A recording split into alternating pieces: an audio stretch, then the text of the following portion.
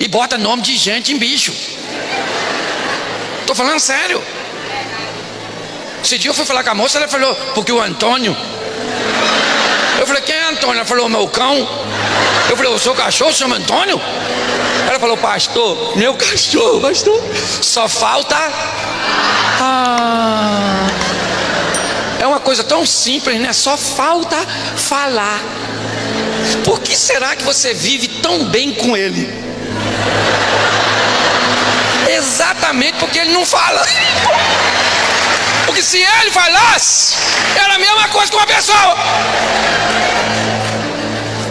Pastor, meu cachorro parece...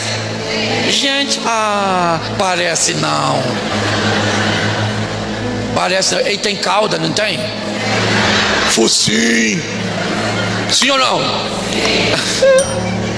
Parece não. Quando você bota um bicho para dormir na cama com você, o bicho sabe que é bicho. Quem não sabe... Nossa, nem sei se eu posso falar isso, pastor. Eu acho que o bicho dormindo olha para você na cama, falando, nossa, que bichão é esse? Pastor, o senhor não gosta de bicho? Eu gosto tanto de cães que eu tenho 5, mas é tudo cachorro. Não estranho dele não falar. Nenhum deles não parece com gente.